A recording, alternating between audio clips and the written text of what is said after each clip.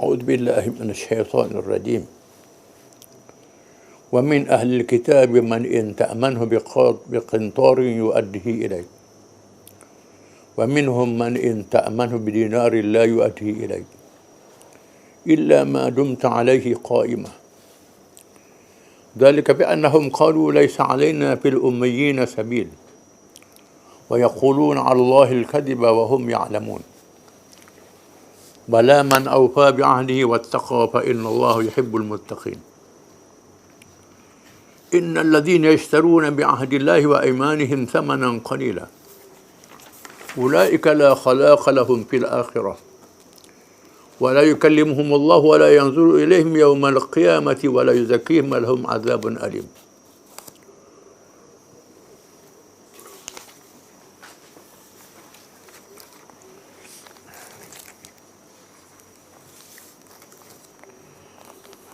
Dan di antara ahli kitab, ada orang yang kalau engkau amanahkan dia menyimpan sejumlah besar harta sekalipun, ia akan mengembalikannya dengan sempurna kepadamu. Dan ada pula di antara mereka yang kalau engkau amanahkan dia menyimpan sedinar pun, ia tidak akan mengembalikannya kepadamu kecuali kalau engkau selalu menuntutnya. Yang demikian itu ialah kerana mereka mengatakan, tidak ada jalannya kami menanggung dosa mengenai orang-orang yang ummi, orang bukan Yahudi.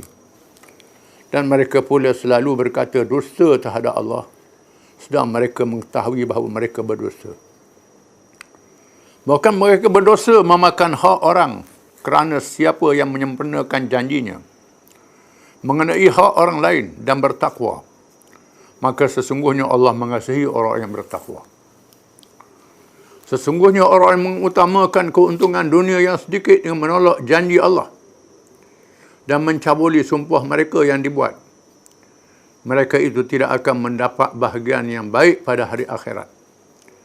Dan Allah tidak akan berkata-kata dengan mereka dan tidak akan memandang pada mereka pada hari kiamat dan tidak akan membersihkan mereka dari dosa. Dan mereka pula akan beroleh azab seksa yang tidak terperi sakitnya. Di sini Allah Ta'ala mendedahkan sifat kemedaan dan terlalu kebendaan orang Yahudi. Mereka menganggap bangsa mereka lah bangsa yang mulia. Boleh buat apa saja terhadap bangsa lain, kaum lain. Kaum lain ni macam abdi, macam penatang. Wa min ahli kitab. Di kalangan ahli kitab itu, man in ta'manhu biqantar yu'adi ilaik. Ada orang yang kalau diberi amanah pada mereka dengan harta yang banyak, sama ada disimpan ataupun diberi hutang. Diberi hutang dengan jumlah yang sebanyak-banyak, dengan sepiku emas. Qintar, piku emas banyak. Yu'adi ilaik, mereka akan tunaikan. Wa minhum man ta'man bidinar la yadi ilaik. Ada kan mereka kalau engkau beri amanah 1 dinar sedikit pun dia tak akan tunaikan, walaupun sikit. Yang pertama seperti Abdullah bin Salam radhiyallahu anhu, seorang Yahudi yang masuk Islam, yang ikhlas, yang baik, berpegang dengan agama sungguh. Bila dengar kebaikan Islam, terus masuk Islam. Tengok dalil-dalil ada para Nabi tu masuk Islam. Setengah mereka, kalau disimpan sikit pun, beri hutang sikit pun tak bayar. Panhas bin Azura sebagai contohnya. Yahudi yang jahat. Sifat mereka ni sombong.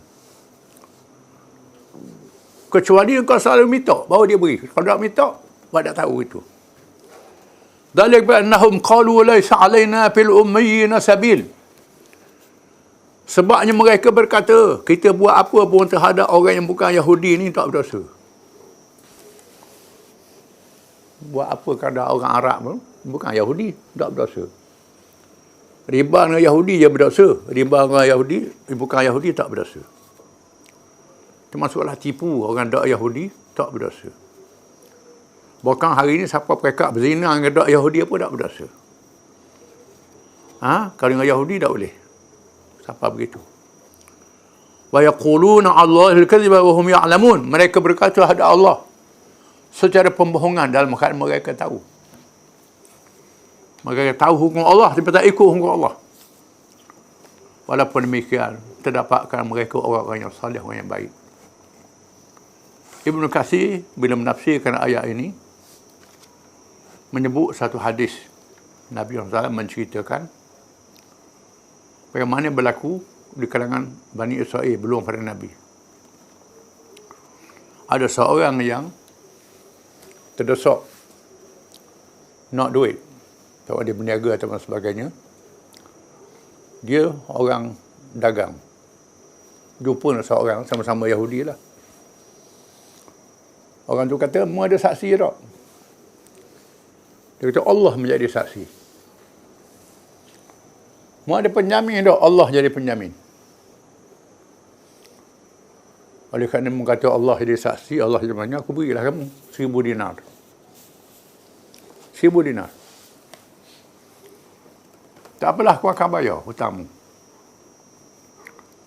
Bila tiba masa, tempoh tertentu, dia balik ke negeri dia. Kemudian dia berniaga, dia untung dapat 1,000 dinar untuk bayar hutang. Dia pergi ke pelabuhan. Dia nak pergi tak boleh kerana ada urusan. Dia pun nak kirim melalui kapal yang pergi ke negeri. Kapal terlepas. Dia pun darah nak buat. Ada kayu sebatang. Dia pun pahat kayu tu, letak pitih dalam. Letak surat. Tutup balik. Ya Allah, ya Tuhanku, aku mengaku menjadi saksi. Aku mengaku menjadi penjamin. Aku nak nak bayar hutang pada orang nama Sianu bin Sianu. Dia tulis dalam surat tu lah. Dia pun capuk kayu dalam laut. Dalam laut. Kemudian kawan orang yang beri hutang tu tunggu di kat pelabuhan. Tu tak ada apa. Ada kayu sebatang. Dia pun ambil kayu, pikul balik. Ambil kapuk belah, ada surat dalam, ada pitih. Ada pitih. Pitih itu sebut nama dia, surat tu sebut nama dia, ni aku bayar, aku hutang dulu. Tak apalah, dia mau taruh pitih tu. Dak lama mana? Orang tu tadi, boleh mari. Mari, bawa pitih. 1,000 dinar. Takut tak lapar dia kira itu. Dia pun jumpa orang tu, ni aku nak bayar hutangmu. Aku temu kayu sebatang dia tu. Aku belah kayu ada nama aku, pitih 1,000 dinar. Mu bayar dah. Bayar dah. Tak apa, pitih apa ambil mu pitih tu. Dua-dua ni amanah belaka. Kalau orang yang ada amanah ni, orang nak beri beragama pula lah. Ni disebut dalam hadis, riwayat Imam Bukhari. Berlaku satu karamah. Zaman dulu dia boleh berlaku benda-benda macam tu. Allah Ta'ala beri keberkatan orang yang kuat berpegang dengan agama. Berlaku benda yang luar biasa. Kalangan orang Yahudi juga. Jadi bukan semua Yahudi ni jahat. Ada orang Yahudi yang jadi Nabi. Ada orang Yahudi yang jadi wali. Jadi wali pun ada yang baik.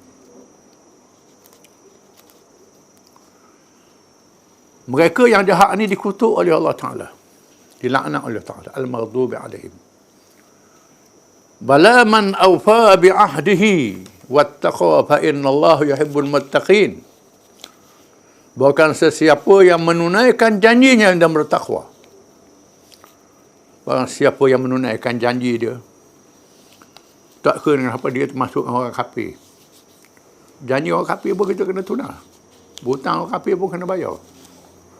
Bukan orang Islam saja. Jangan macam-macam dia kafir tak bayar. Tunai amanah. Nabi kita Muhammad SAW kita nak berhijrah ke Madinah. Banyak barang orang kafir sipang di rumah Nabi. Nabi tinggal Sayyidina Ali di Mekah. Suruh Sayyidina Ali atau balik barang pada orang kafir yang sipang barang ke Nabi. Jadi, ahli ekonomi mengatakan rumah Nabi itu bank. Nabi dah jadi bank. Muamalah bank ni diterka Nabi kita Muhammad SAW di rumah Khadijah bin radhiyallahu anha. Tempat orang simpan barang. Nabi tu nak balik. Walaupun kepada orang kafir berhijrah. Pada nak berhijrah, buat hari, buat hari. Persalahnya, tidak. Nabi tunaikan amanah walaupun terhadap orang kafir. Fa inna Allah yuhibbul muttaqin. Allah Ta'ala kasih orang yang bertakwa. Takwa ni ikut perintah Allah Ta'ala. Sentiasa. Sepanjang masa. Dengan ikhlas.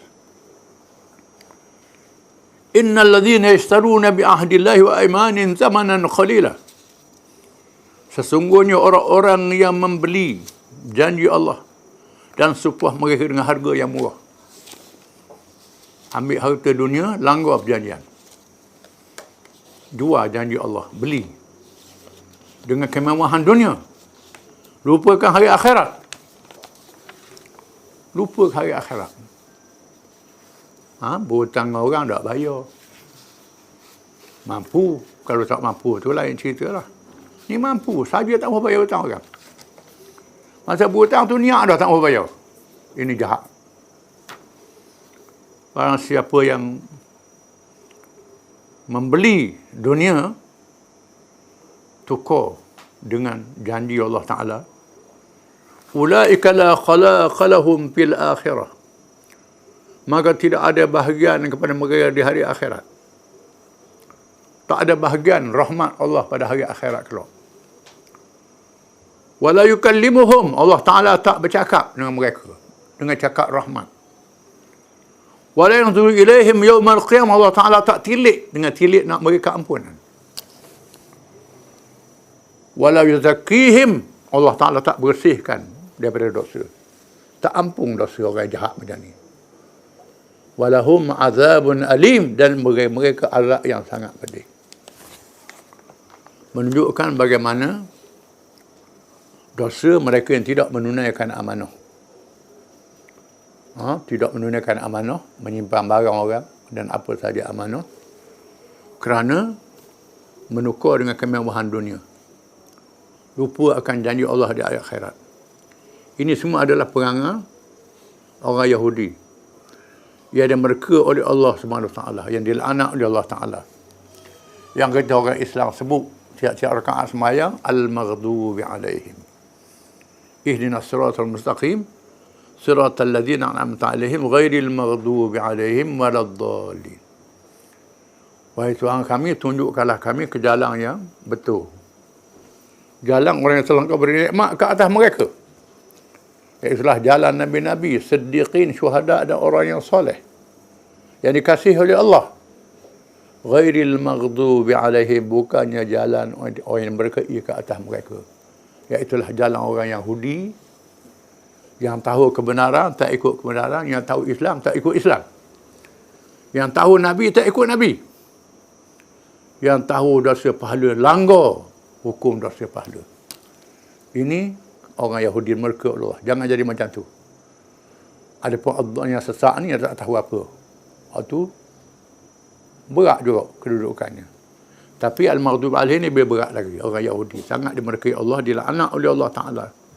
Disebut dalam kitab-kitab zaman dulu, sebut dalam Quran. Disebut dalam tiap-tiap rakaat sembahyang, dilaknat oleh Allah. Mereka ni, jangan jadi macam mereka. Wallahu a'lam.